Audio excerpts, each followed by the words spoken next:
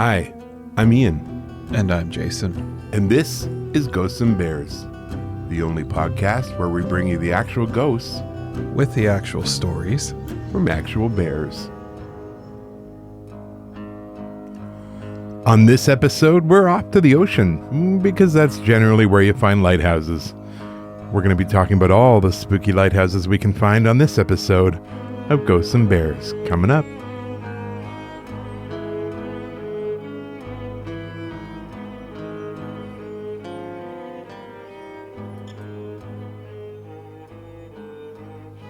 Hello, friends. So, here we are. Once again, Mr. Jason is on his weekend MBA course, which should be all done by April. So, we're getting there. Let's go with that. It's so much easier when he's here. He's just so funny. Anyway, this is sort of what's going on now. It's going to be me for this one. Hopefully he will be with us with the next one. That's kind of part of the commitment of doing this every 2 weeks is we're going to be having some with him and some without him until he's back. Let's see. What exciting things have been going on? Thought about doing a food truck or a food cart.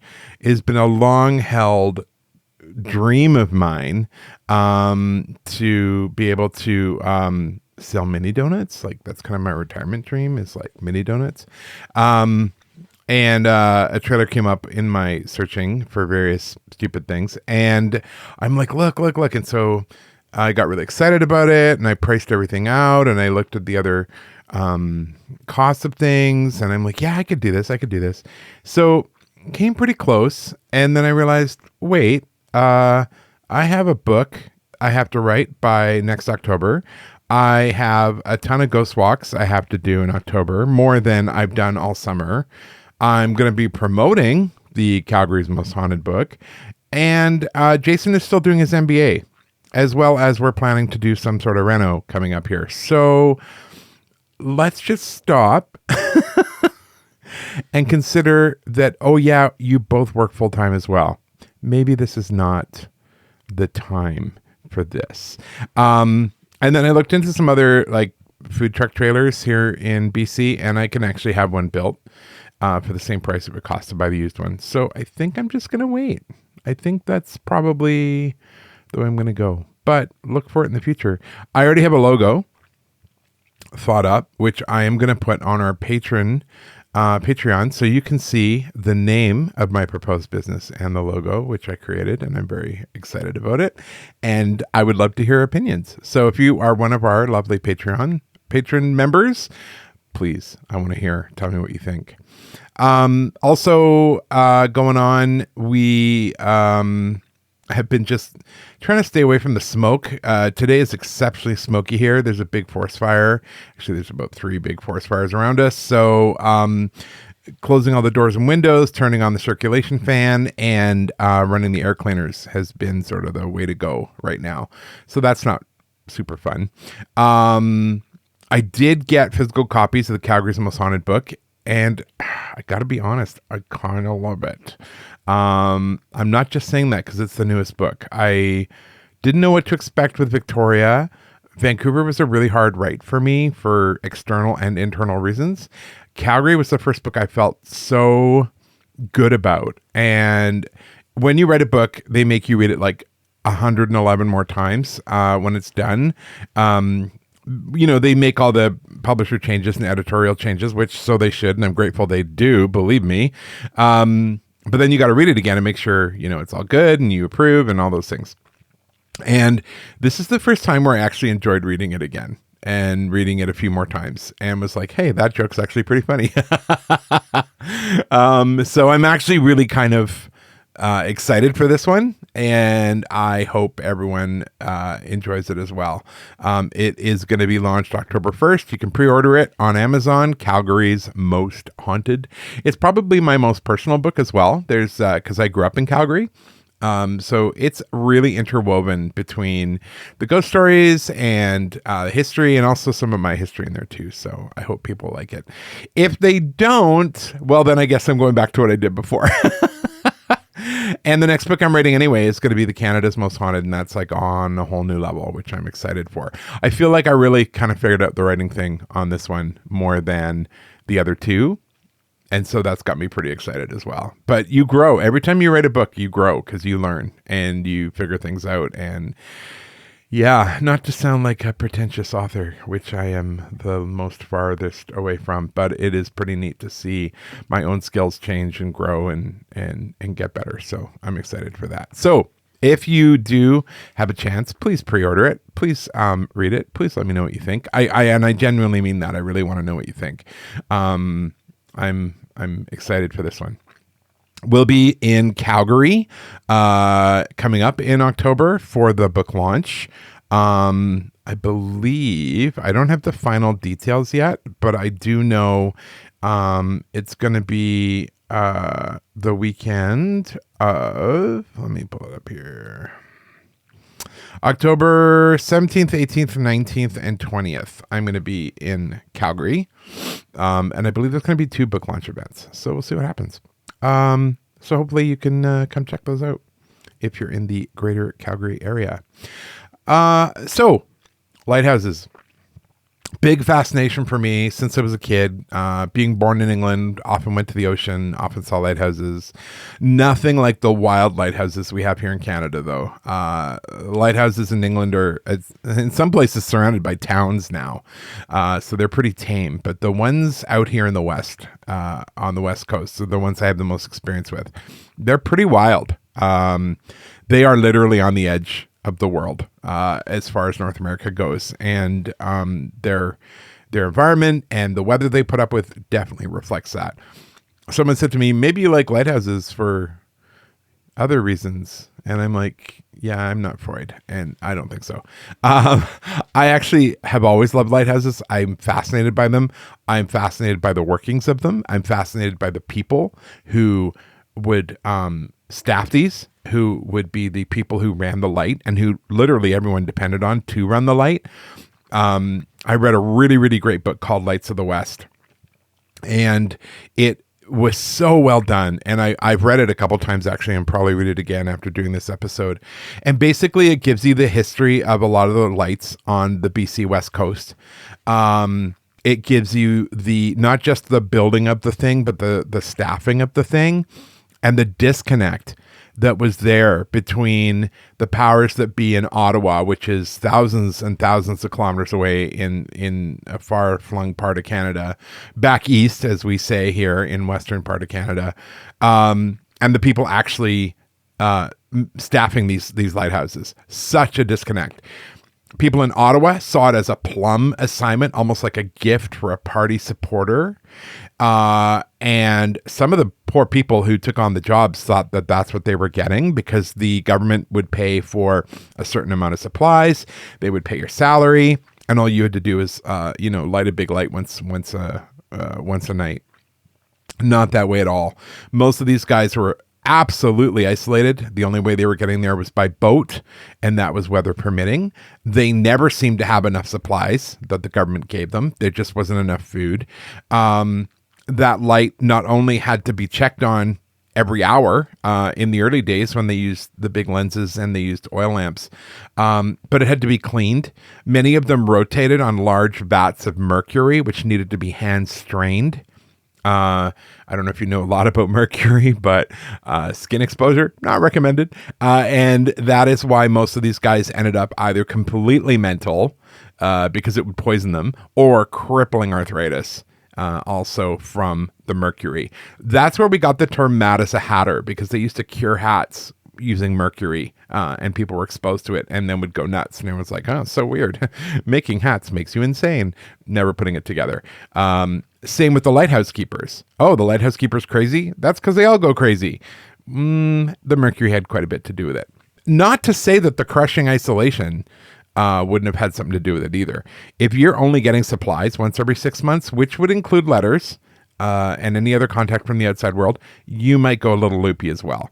In the book, I believe the 2 stories that stick out to me, one was of a man who developed crippling arthritis, couldn't even get out of bed.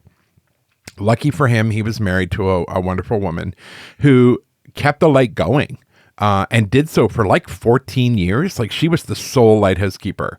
And the government knew this, but because her husband was down as the official lighthouse keeper, they kind of looked the other way. When he died, she begged, please just let me stay on.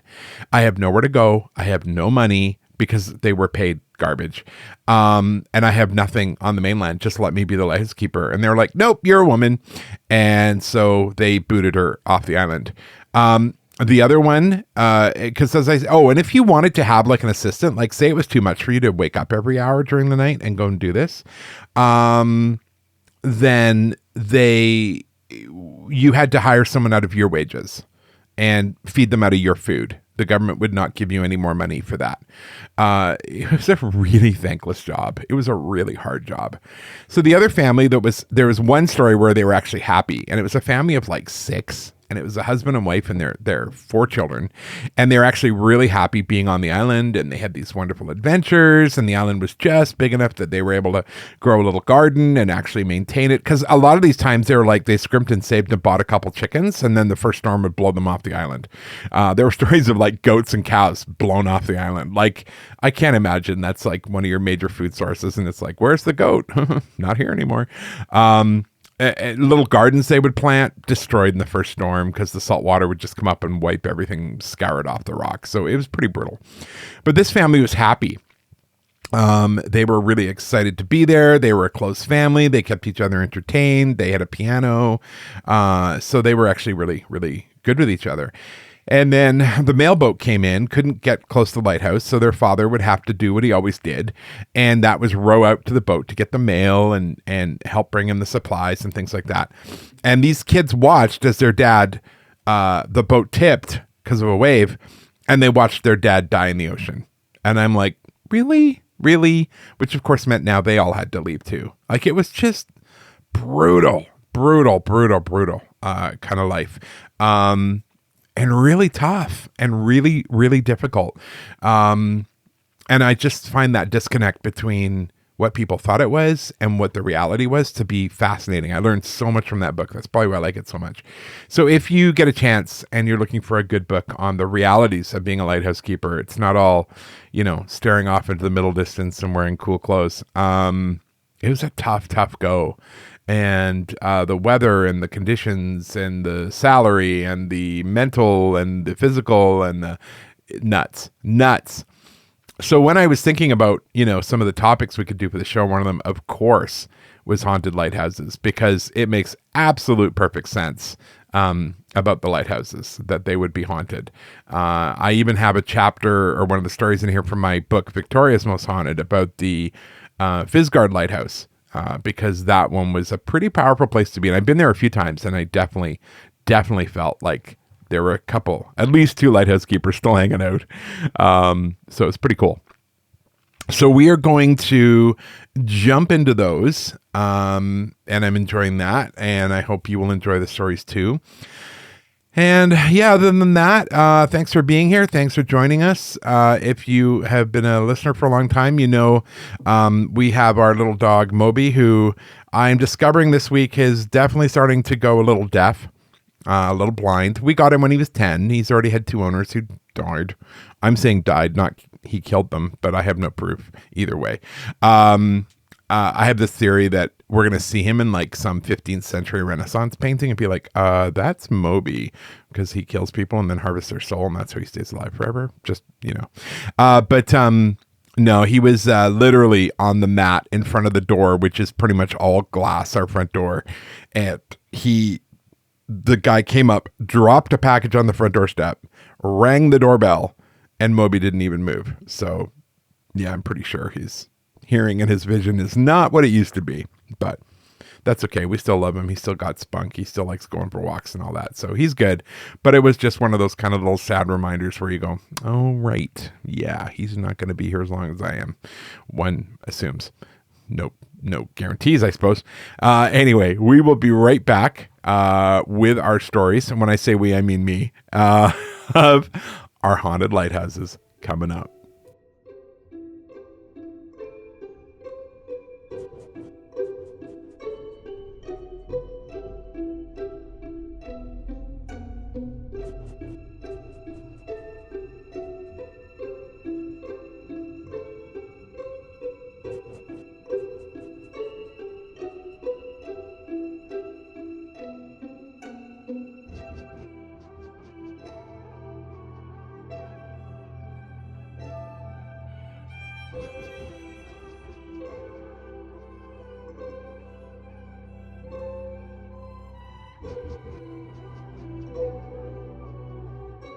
All right. So here we are. The reason I was going to do this lighthouse stories is because one of our listeners sent in a lighthouse story, which is great. So thank you, Scott, for that. So that's the story we're going to start with. And then I've just got some others that I pulled together. So I really, really hope you enjoy them. This one was in South Carolina. That's where it starts. The following account took place in the late summer of 1982. It's a bit of a long story, but I felt background information on the history of the location, yay, helps create a clearer picture. I wrote down details of these events the day after they occurred, which just helped over the years to keep the incidents fresh in my mind. Smart. Very smart. This story concerns in particular two events that happened that summer night on Hilton Head Island, South Carolina, where I lived at the time. In 1982, Hilton Head, which is now a huge resort island, was largely developed, but still retained several undisturbed tracts of wilderness. One of these was close to a 1,000-acre wooded area that stretched from the Atlantic Ocean to Highway 278. That's the main artery for the island. Back then, it was only one lane each way. The undeveloped area had a cast iron skeleton-supported lighthouse. It is referred to variously as the Hilton Head Rear Range Light, the Leamington Lighthouse, the name of the one-time plantation the light was constructed on, or to my friends and I simply as the Old Lighthouse. Hilton Head is noted for its famous red and white striped lighthouse in Harbor Town a few miles away. That lighthouse was constructed for decorative purposes in 1969. Big. The rear range light was constructed in 1880, and originally its beacon was matched up with a front range light, no longer standing on the beach. When the two lights were lined up, one over the other, ship captains knew it was time to begin their turn into the Savannah Shipping Canal. The light was deactivated in 1932. The rear range lighthouse is far from the ocean, and after the light was decommissioned, the area surrounding it became Camp McDougal, a marine training facility. Thousands of men trained there between 1938 and 1942. After that, the area was used for hunting. By the time I lived on the island, between 1977 and 1983, it was quiet forest, and the largest of the remaining undeveloped chunks of land left. There were, of course, no trespassing signs about, but for a young teenage guy, these meant very little. The one-time Leamington Plantation has now become part of Palmetto Dunes Resort, and the light now stands guard over the Arthur Hills Golf Course. 6 acres immediately around the light are protected from development, and in 1983, the old structure was added to the National Register of Historic Places. Yay! Then as now, I have always felt a deep connection with the light. I have a painting of it in my living room. Besides the lighthouse, there are a few remaining structures. A building that housed the generator for the camp with the words power plant on a plaque above its front doors. The oil shed that housed the oil for the lighthouse lamps. The foundations of the 2 keepers' houses, which were moved to Harbor Town and renovated. A massive concrete cistern, and another foundation where the camp's hospital had stood. The light and the surrounding woods became one of the major hangouts for me and my circle of friends. Endless hours were spent hanging out in the old lamp room, climbing around the outside of the lighthouse on its skeleton frame, not smart, I know, and running around the forest. Having a special place like this to go to provide for fresh adventures each time. Local folklore surrounding the lighthouse claimed that a lightkeeper named Adam Fripp suffered a heart attack during a hurricane while climbing the spiral staircase of the light to keep the lamps lit. Legend states that his daughter, Caroline, found Adam dead at the base of the staircase and was forced to tend the light herself. She reportedly dragged her father back to the house and pulled him up step by step as the storm surge pushed the water higher and higher. Exhausted and half crazy, she was supposedly found a few days later, only to die soon thereafter. From that point on, her ghostly figure has supposedly been seen on moonless nights walking up the spiral staircase weeping. That's the legend, and every lighthouse needs one. She is referred to either as the Blue Lady or the Lady in Blue. The blue aspect stemmed from her always wearing a blue flower dress, etc. One problem with this story is there's no record of a keeper named Fripp ever tending the rear or front range lights. Oh, my friend, names are so subjective.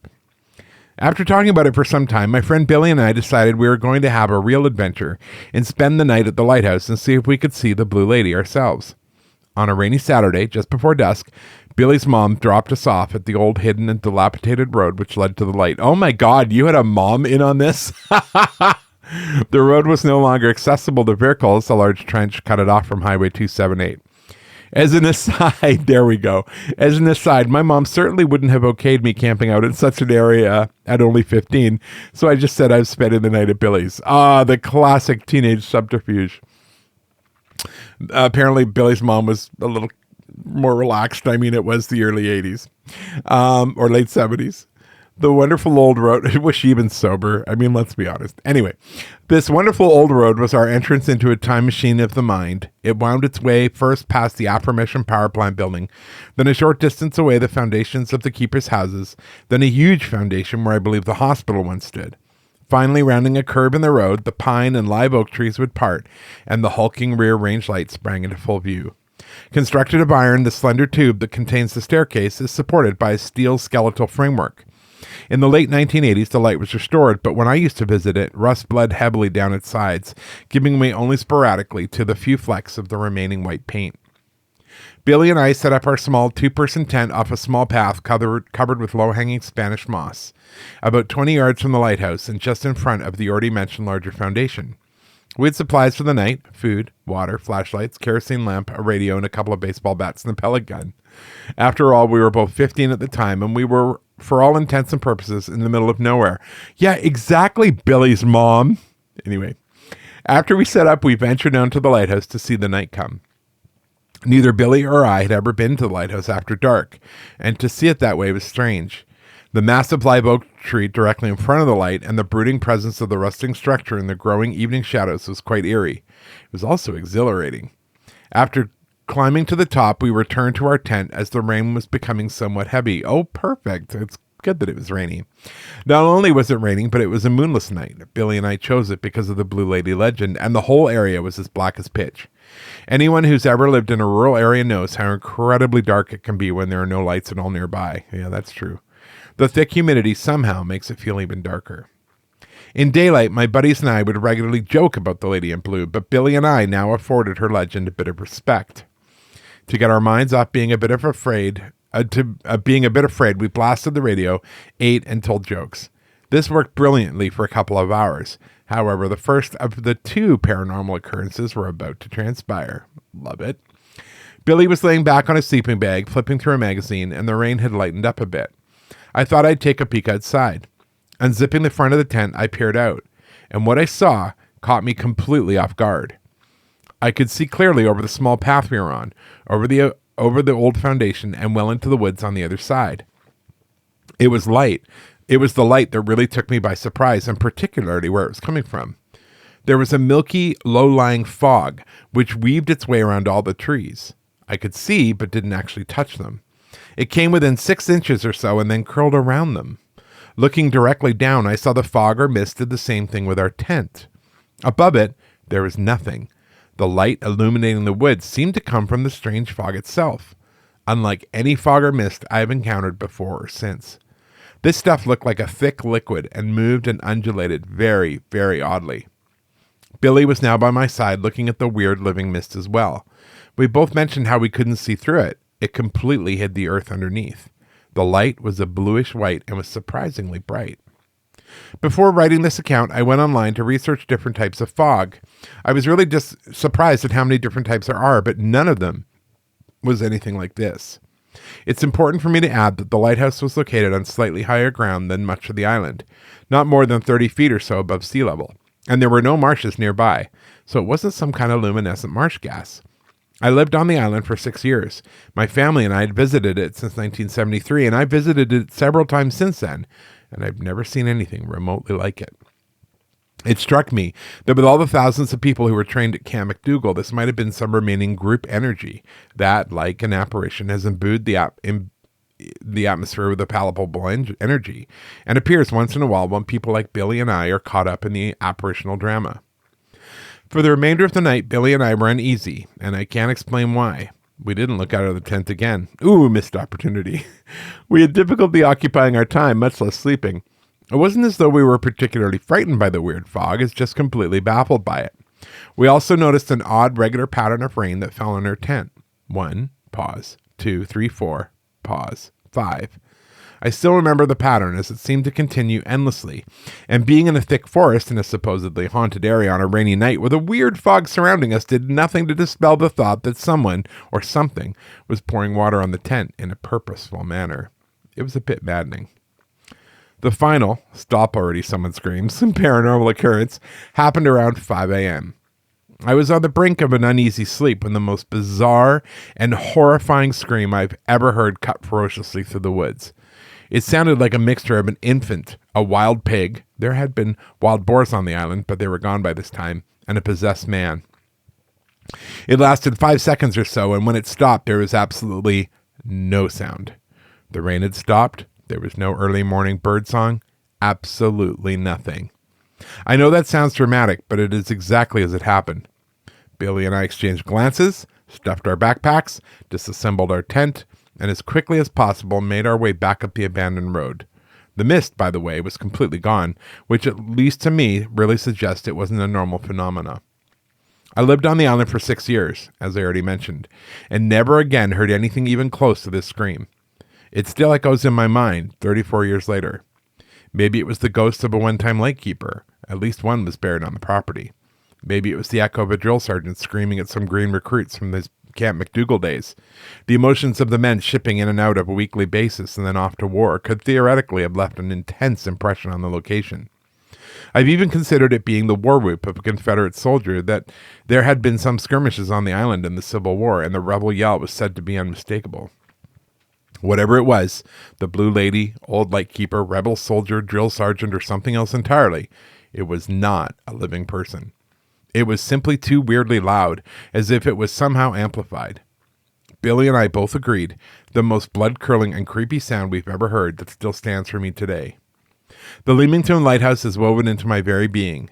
My wife and I were able to obtain special permission to enter and climb up the lighthouse in 1993. Ooh, very cool. It's not open to the public, so it was quite an honor. It was like visiting an old friend. Creepy encounters or not, it remains a very special place to me. Awesome. Very cool story. Thank you. And yeah, I mean, sometimes ghosts are not always showing up and waving at us. They show up in different ways. And absolutely one of those ways can be through sound. I have never, as I've said before, I've never seen a ghost. I've heard them. And thankfully not that way. But yeah, that's pretty interesting. Our next story is off the coast of Florida. Where the Talamado and Matanzas, someone from Florida, please help me out here. Talamado and Matanzas River spill out into the unforgiving waters of the Atlantic. It stands one of America's oldest and most haunted structures, the St. Augustine Lighthouse. Standing 160 feet tall, nestled on the northern ridge of Anastasia Island since the mid-1500s, this lone sentry has seen its fair of history, for better or for worse. From the colonization of the Americas to the 100 Years' War to the birth of a nation and its subsequent divide, the St. Augustine Lighthouse has stood watch, year after year, through plagues, power struggles, as a beacon of hope in the darkness, and it has left a mark. You may not see it at first, but it's there. Looking up at its twisted black and white striped base, capped with a blood-red crown, you can almost sense it. That something is off. But it isn't until you've run your fingers along its coquina walls, a mixture of limestone and broken shells, that you can really feel it. What the centuries and the salt have carved out like ancient ruins. It holds memories. On the ground floor living quarters, where so many lighthouse keepers have laid their heads over the years, the raw, almost sickly sweet smell of a freshly lit cigar can be detected. Subtle beneath the ocean air, remnants of a different time, where men huddled around wood-burning stoves and waited out the storms, praying that no lives would be lost on their watch. Inside the lighthouse proper, climbing the tall, spiraling staircase, the sound of crashing waves and screeching gulls is dampened by the thick wall. The sudden quiet is almost welcome, until a new sound emerges, the bell-like ringing of a little girl's laughter. It starts at the top of the stairs high above your head and works its way down, down, down, until it is silenced abruptly. In the red room at the very top, the beacon itself sits staring like a giant glass eye, seeing through time to the world that was before. You step out onto the catwalk, taking in Anastasia Island and the enormity of the sea beyond. It feels like you could be one of those lone lighthouse keepers, on duty, eyes on the horizon. That is until you see her, a shadow of a woman in the corner of your eye, holding onto the railing and leaning out into the open air until she isn't. You too grip the railing, white-knuckled, looking out over the trees to the water beyond. You can't help but wonder, what would it feel like if you stepped out too? To be nothing more than another memory left behind at the St. Augustine Lighthouse, standing watch and waiting as the centuries slipped by and history rewrote itself. Like all hauntings, the spirits that roam the grounds didn't just appear from nothing. Over the hundreds of years that the structure has stood, many people have come and gone, lived and died, and a few have even remained. The sightings that have been recorded on Anastasia Island have roots that go deep into the history of the lighthouse, much of which is now known to us. For instance, it may be tempting to disregard the lingering odor of cigars, even despite the site being smoke-free. But for anyone who's ever smelled it, or has seen the too tall, shadowy figure that often accompanies it, they will tell you that the sense of fear and foreboding in the air lingers long after the cigar has faded away. Locals and lighthouse employees refer to the specter as the man, and he is often seen dressed in a blue jacket and a mariner's cap, walking his route up and down the spiral staircase, or looking down from the catwalk above. Because of his tall, thin frame, some believe it's the ghost of William Russell, a protective and dutiful lighthouse keeper from the 1850s, while others point to Joseph Andrew, who fell from the top of a scaffolding in 1859 while putting on a fresh coat of paint. Oh, that's not a good day at work. Regardless of who the man is, it's clear his shift has never ended. And who can forget the children's laughter that bubbles up from thin air and moves to the grounds, to the top of the lighthouse itself? Top of the lighthouse itself, as if it has a life of its own. While children weren't uncommon on Anastasia Island, especially in more recent years, there are only so many children who've had a reason to stay. In 1872, the lighthouse was under construction, overseen by a man named Hezekiah Pittee, who stayed on the island with his wife and 2 daughters while the project was underway. One afternoon, while Pittee's daughters and a few of their friends were playing near the lighthouse, tragedy struck, and the island was changed forever. There was a rail cart that the construction crew used to transport supplies from the nearby pier to the lighthouse, and it became part of the girls' favorite game, pretending they were Spanish pirates moving their hoarded treasure to a secret location. One day, while rolling near the cliff's edge, the rail cart came off its tracks, sending the young girls down into the water below. Some of them were rescued in time, but unfortunately both of Mr. Pittee's daughters were lost to the sea. If anything can be said, it's that the children now get to play long after dark. We know because employees of the St. Augustine Lighthouse still hear their giggles ringing out in the night and have been known to find dirty, child-sized footprints on the floors the next morning. Which leaves us with one last vestige of the lighthouse's history, and perhaps one of the most unnerving, the woman on the catwalk. Maria Mestre de las Dolores stands out for more reasons than just her recent ghostly sightings. In 1859, she became not only the first woman to serve in the U.S. Coast Guard, but she became also the first Hispanic-American woman to command a federal shore installation, the St. Augustine Lighthouse. Wow, that's cool.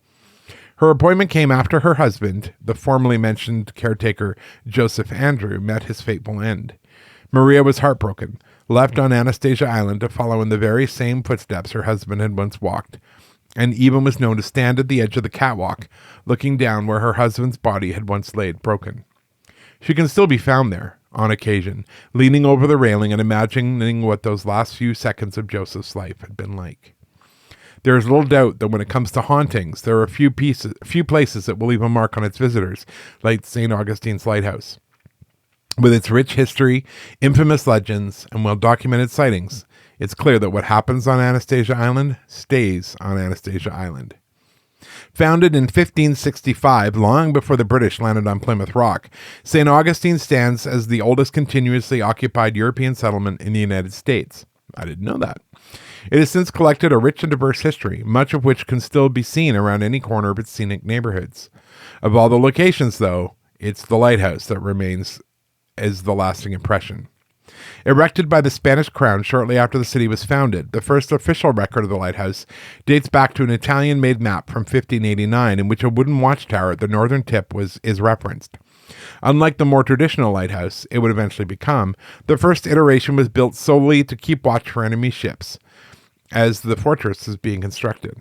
This sounds weirdly cool, like somewhere I think I need to go. There it stood until 1737, when the original wooden structure was torn down and a new, sturdier watchtower was built in its place. It remained in this form until after the 7 Years' War, 1756 to 1763, when the British defeated the Spanish and took control of the island. Under their supervision, 30 feet of wood construction was added to the top of the watchtower, as well as a signal fire, turning it into a rudimentary lighthouse for the first time. A map drawn in 1780 reflected this change, displaying a symbol of smoke coming from the top of the tower. The British had hoped this new installation would ease the amount of shipwrecks that had plagued the inlets around the island, but they continued to be a serious problem.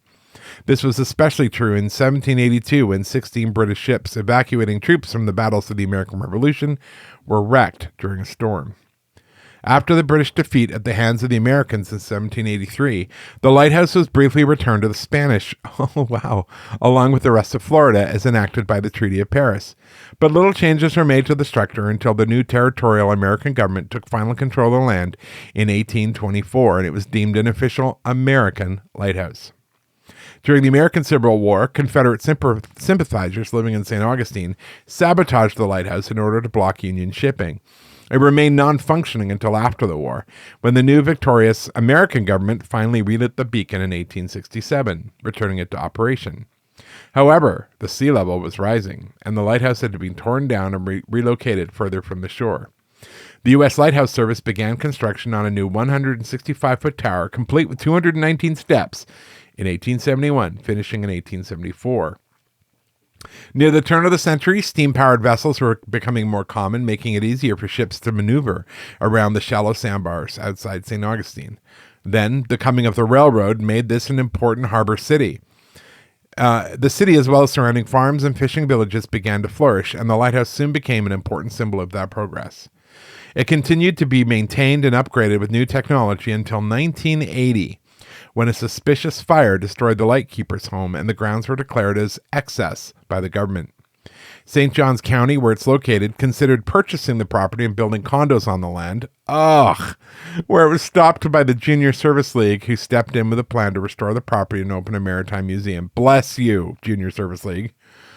The St. Augustine Lighthouse and Maritime Museum opened full-time in early 1994, and the site was soon added to the National Historic Register of Historic Places. To this day, it still serves as an active lighthouse, as well as a museum and popular tourist destination, especially for ghost hunters. Well, I'm not a ghost hunter, as you know, but I love history, and this place seems too good to be true. So I think I need to go to Florida. That's just all there is to it. Our next story is off of Prince Edward Island here in Canada.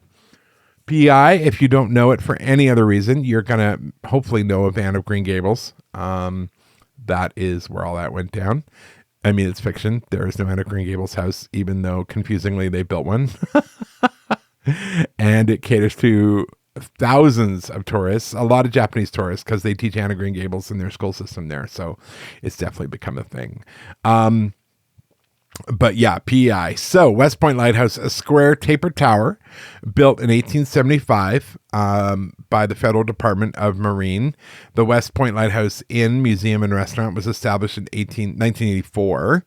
And it's still a navigational aid beacon, although the living quarters of the lighthouse are now used as a country inn and museum. The lighthouse was first lit on May 21st, 1876.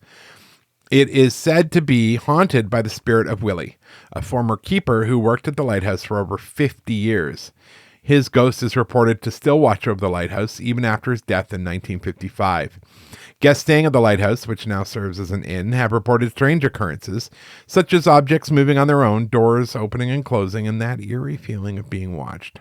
Some have even claimed to see Willie's ghost walking along the shore or standing near the lighthouse at dusk. Now this is a typical one where a lot of times these ghosts are there because of a tragedy or sudden death. Other times it's that sense of duty.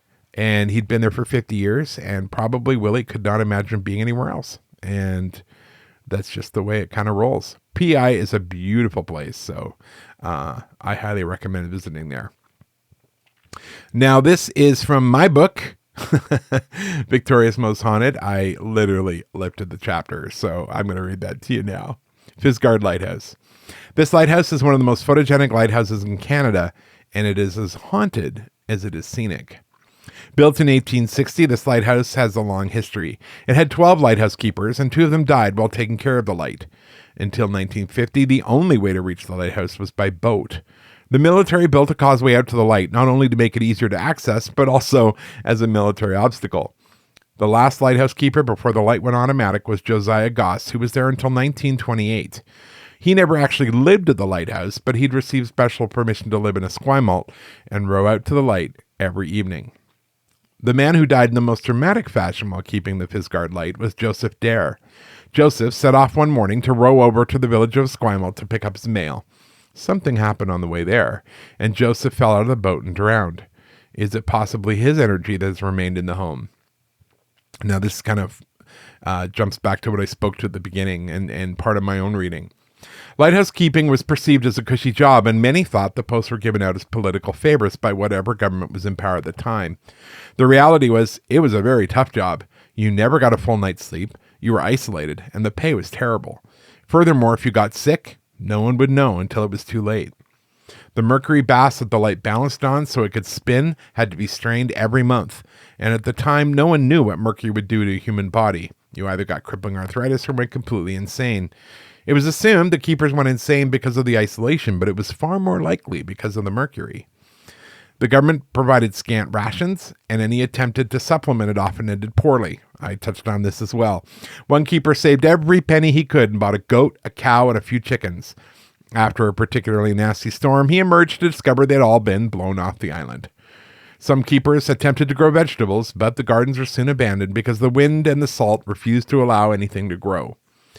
I've been to this lighthouse many times. It's one of my favorite places to visit on the island. When I've been there, I've often been aware I'm not alone.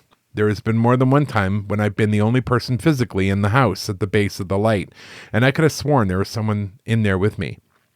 I've heard noises on calm days, footsteps, doors closing, when there aren't any doors to close in there anymore. One time I heard a man cough very close to me. Other people have experienced these things and more. One report included a handful of pebbles being tossed at the window, and when the woman went out to look, no one was anywhere near the lighthouse. The woman remained in the house for some time, and it happened 3 more times. At this point, she got spooked and left. I have to admit, she lasted longer than I would have. Dawn, who we talked about, I've talked about Dawn before. Dawn has picked up on 2 distinct entities in the house. The first one was a very present, very strong male energy.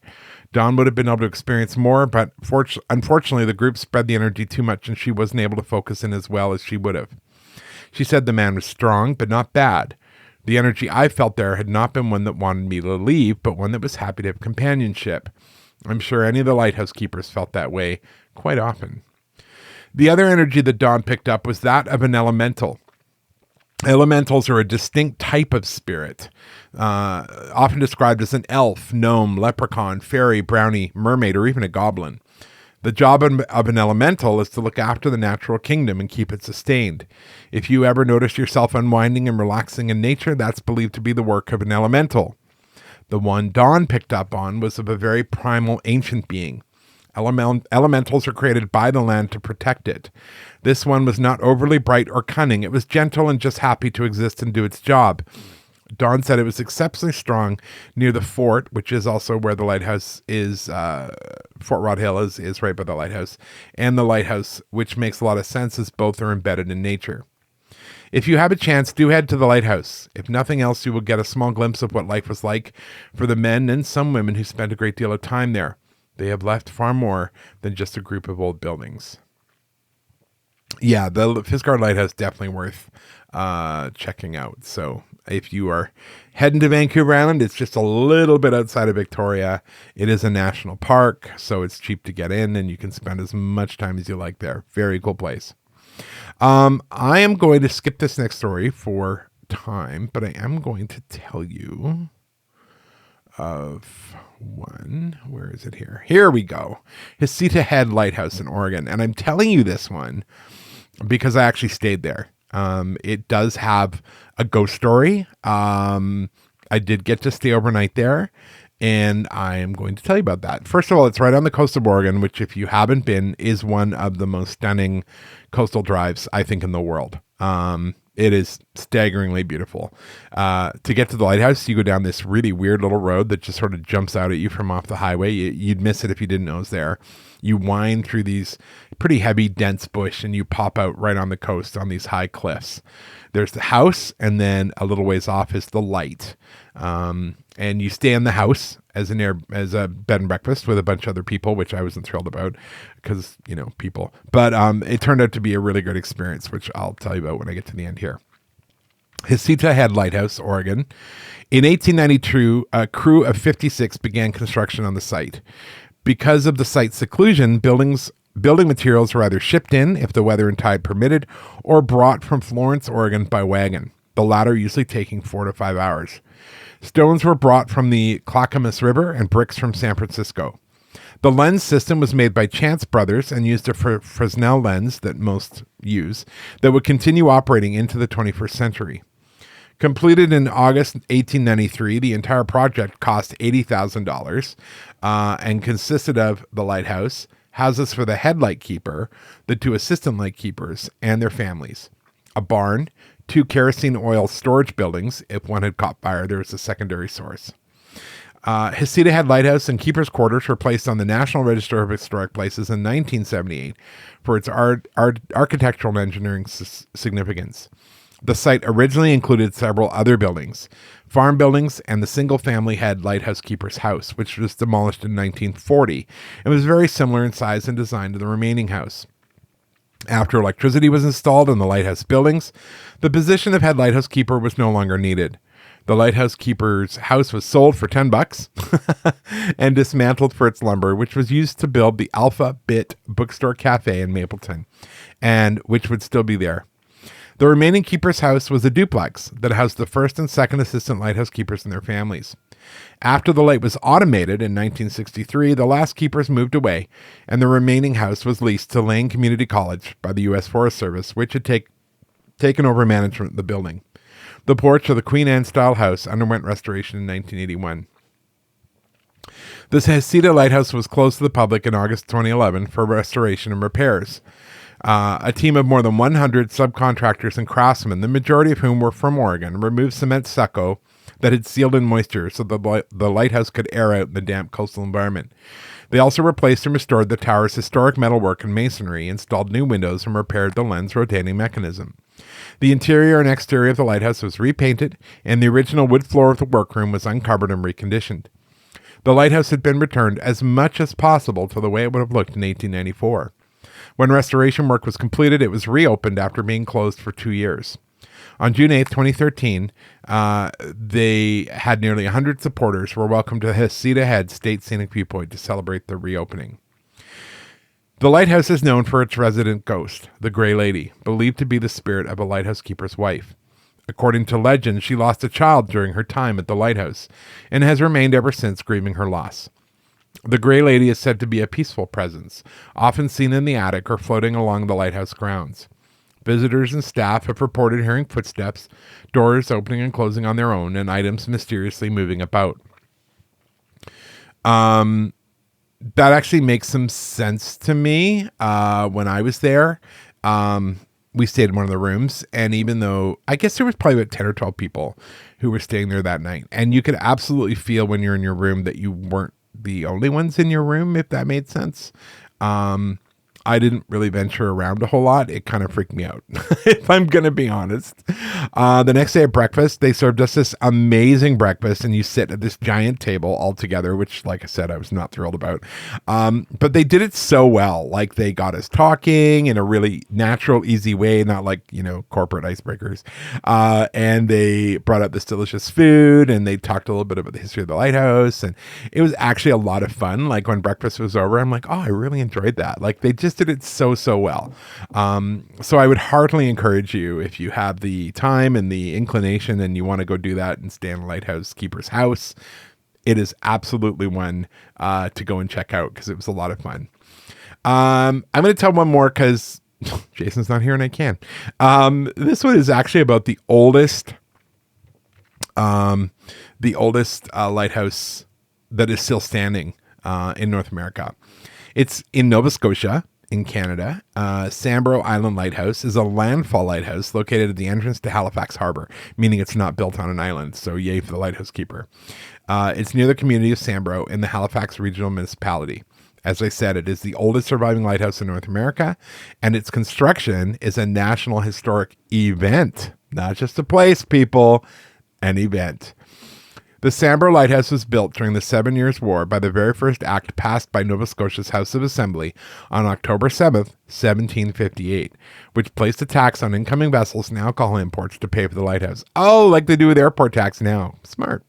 An earlier attempt by the colonial officials in 1752 to finance the lighthouse with a lottery was unsuccessful. Have we learned nothing? With funding secured by the Assembly, construction began in the fall of 1758. Masonry work was completed by November of 1758. Wow, that's quick. And a temporary light was first lit while construction continued. Construction was completed in 1759, and Captain John Rue was appointed as the first keeper. Oh, I'm sorry, Joseph Rue, the brother of Captain John Rue. The lighthouse was automated in 1988. Cannons were used to provide fog warnings beginning in the late 18th century until the 1870s when a steam fog whistle was installed. Have you ever heard one of those? They are mournful and creepy as all get out, but they're effective. Probably less jarring than the cannons going off, I would imagine. The island's location at the mouth of busy Halifax Harbor, surrounded by many rocks and shoals, made it the setting of many shipwrecks over the years. Oops, guess it wasn't doing very well. One of the worst was the sinking of the liner SS Daniel Steinman in 1884. Only 9 people of the 130 aboard survived to be rescued by keepers of the lighthouse. Wow, that is a lot of people.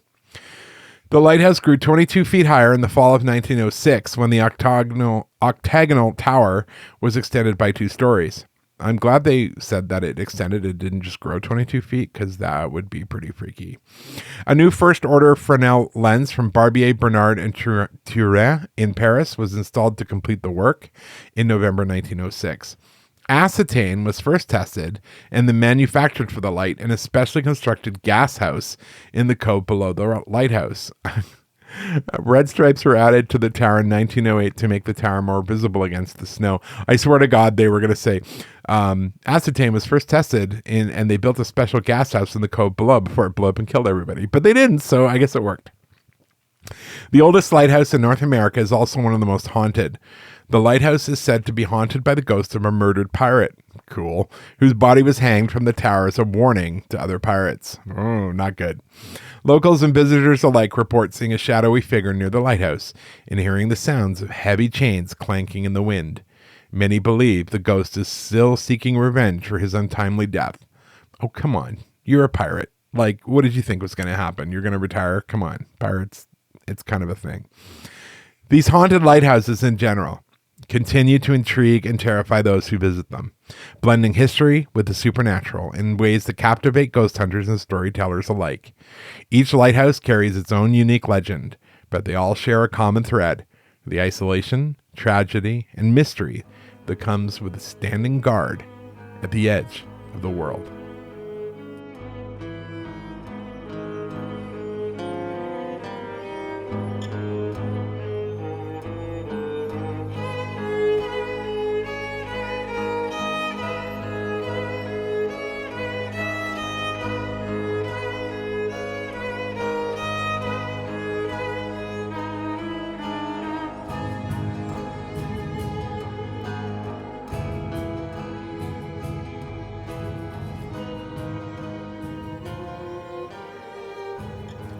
All right, my friends, thank you for sticking with me this long. I am so grateful. Once again, story time with Ian. Not as much fun as when Crazy Jason is here, but that's the way it goes.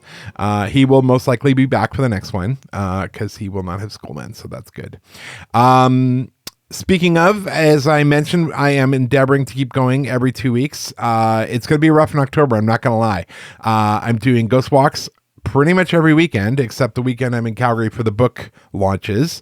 And I'm going to be doing a special ghost walk Halloween night. So the ghost walks I do are like $15 each, and they're an hour, and we do this sort of figure 8 through downtown. And I wanted to do something special for Halloween night because I don't want to stay home. But I also didn't want to be downtown when the bars get out. So I wanted to make sure I was going to be early enough. So what I did was I created a special 90-minute ghost walk for $20. We're going to give away homemade treats and, well, commercially available treats. And also give away 3 books. So we're going to give away a copy of Victoria's Most Haunted, a copy of Vancouver's Most Haunted, and a copy of the new one, Calgary's Most Haunted. So that, believe it or not, I made 40 spots on there instead of my usual cap of 35 people. And 16 people have already bought tickets. So that's super encouraging. We will be done by, the walk starts at 7. We'll be done by 8:30. So that's great. I mean, there won't be that many drunks stumbling around downtown by then, I hope. That's my goal. So thank you everyone for your support in that. And I'm so grateful to have so much local support.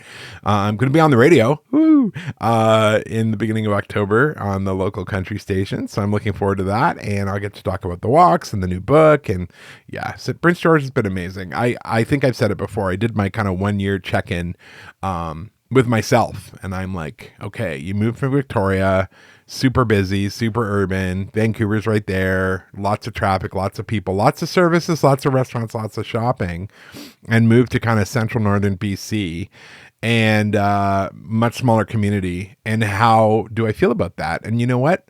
Awesome. It has been so great. And I have grown in so many ways. And I do miss people, like my friends, those people. But I've made some great new friends up here, and I hope I make more. That would be good. Because, sometimes like I've got a day off and I'm like, and I have no one to hang out with. Oh, wow. Lonely, sad, Ian, no friends. Great. Thanks for exposing that to everyone. Anyway, so we've got good stuff going on, and I'm so grateful to our patron members. If you have not thought about becoming a patron, maybe think about it. It's fun. And you get super fun Ghost Stories We Have Heard episodes. You get to see the picture of my upcoming logo for my upcoming donut truck. No one else is seeing that. And you also get to just have a good time with other people who are into the show as well. So I'm always open to suggestions. I'm always open to feedback. I'm always open to story ideas. Please, is there something you would like to see explored as an episode? I want to hear about it. You don't have to be a patron to do that, but it helps. You can always get a hold of us. Just go to ghostsnbears.com. And all those links are there. Merchandise, Patreon, getting in contact with us, our socials, the episodes of the show, ghostsnbears.com. Just do that. You'll find us. I promise. We'd love to hear from you. Really, truly. I mean that. I really enjoy it when I get email from the show. So please send us story ideas. Send us stories. I'm looking at doing some more soon, and looking forward to that. So we've got some people lined up who are going to have chats with and be on the show. And I think for Halloween, I'm going to do a special episode on just generally haunted houses. And I'm going to try and find the scariest stories I can, because Halloween, baby. Other than that, I just want to say thank you to our patrons who have stuck with us. Johannes, Michelle, Taylor, Dawn, Robin, Maria, Gina, Sharon, Sherry, Marion, Kathleen, McFizz, Christopher, David, Ashley, Jeremiah, BB Nix, Melinda, Jordan, Tammy, Taya, Evan, Arwen, Steve, Kyle, and Charlotte, Catherine, and the lovely Mari, who I am sending you, Mari, because you have been literally with us since the beginning, and you've stuck with us since the beginning. And you are our very first one. Bless you. I'm going to send you a present. So I'm going to be asking for your home address in a non-creepy way. So look for that. Otherwise, thank you guys so much. Thank you for being here, supporting. Please do spread the word. Share a like, whatever. If you can do a wonderful little 5-star review on that Apple thing, that would be amazing. That just boosts us in those ratings and gets more eyes on the show, and that would be great as we continue to forge forward, telling actual ghost stories with actual ghosts from actual bears here on Ghosts and Bears. Thanks so much, guys. We'll see you in 2 weeks. Take care. Bye.